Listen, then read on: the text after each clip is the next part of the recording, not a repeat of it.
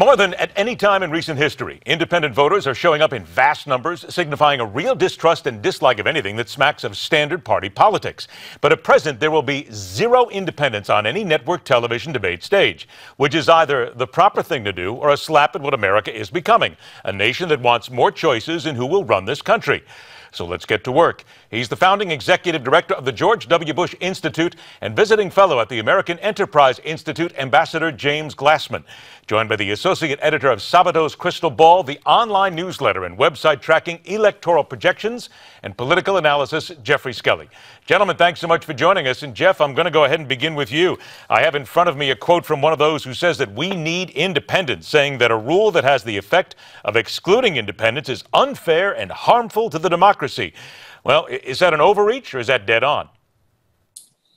I think it's a question of which side you're coming from. If you're thinking about the political world at large, I mean, if you think about all voters, a lot of polls say that there are a lot of independents, but at the end of the day, a lot of them seem to prefer, at the end of the day, one side or the other. And if you look at true independents, people who actually can't be described as leaning one way or the other, it only is about 1/10 of the electorate. However, at the same time, the fact that there isn't really a viable way for independents to get involved, a major independent candidate, without reaching the 15% mark for the debates, that begs the question, maybe if that were possible, more people would identify as independent. All right. So, Ambassador, let me get to you then with regard to independents. If we do then just start allowing them on stage, look, we already have, it seems like at least 30 or 40 people already on the debate stage at this point getting ready for the Republican side of things.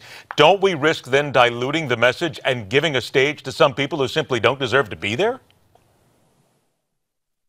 And first of all, let me just take exception to the notion that people who say that they're independent, which now are 45% of American voters, aren't really independent. I mean, they're not lying about it. They are really independent, and there are almost more of them than there are Democrats and Republicans combined. Their problem is that they are not allowed, they will never have a candidate to vote for unless that candidate is validated through a debate. So it's kind of amazing that so many people say they're independents even though they know they're not going to get a chance. Now, we hope that the debate rules change. Now, your point about a crowded stage, I agree with. And the group that I'm part of, which is called Change the Rule, 49 respected Americans who want this change, have said flat out that we only want one independent, and there should be a competition to determine who that independent is. So in other words, there will be 3 people on the stage. There'll be a Republican, a Democrat, and an independent. And that independent will be chosen not by, the party bosses or any of that nonsense, and not by spending hundreds of millions of dollars, but through a competition that all Americans could participate in, probably through an online election. Yeah, but would that really work, though? I hear what you're saying, though, in putting all these people in here. But again, it seems like you'd be opening it up to 20, 30, 40, a couple of hundred independents who would sit there, and then they're going to be arguing about the decision-making process to put a certain person on, and then they're going to complain that they didn't get a real chance. It seems like this is a vicious cycle. What we are proposing, and we haven't come out with our formal proposal yet, but let me just give you a preview. What we are proposing is that there would be a series of debates. In order to qualify for those debates, you would have to get enough signatures to be on the ballot in enough states to constitute 270 electoral votes. That's very difficult. So there may be, I'm just taking a guess, maybe there are half a dozen people who would qualify. Maybe it's a dozen, who knows? And there will be a series of debates. You could eliminate people after the first debate, and you could go down to the final debate where there are only a few people on in the debate itself. So that is not a problem. The problem is the debate commission, which is made up of partisan Republicans and Democrats who want to deny the 45% of Americans who say they're independents a chance to have an independent on that stage. Okay, let me get to Geoffrey then on that. 2-to-1 majority, Americans want that. Let me get to Jeff on that then, because Jeff, if there are indeed, as the ambassador says, that many people who say that they're independent, mean it, and actually live it, doesn't it then tell us that it's imperative that we get these people on the stage?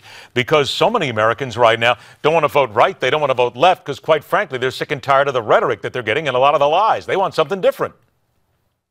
Well, I guess the question is, are all independents going to be the same kind of independent? And I think the issue there is that ideologically, independents are somewhat all over the map. They're not necessarily centrists or the such. Being independent doesn't necessarily mean you're moderate politically. So what I'm just saying is, if you're trying to whittle it down to one person who is supposedly representative of this middle group of people within the American political system, it does, I think it just begs the question, can you get someone who really fits the bill?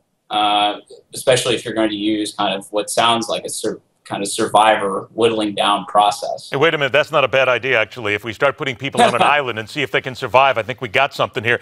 Ambassador, I got about 30 seconds left. How effective and how much chance do you think you have of getting change the rule to actually change the rule?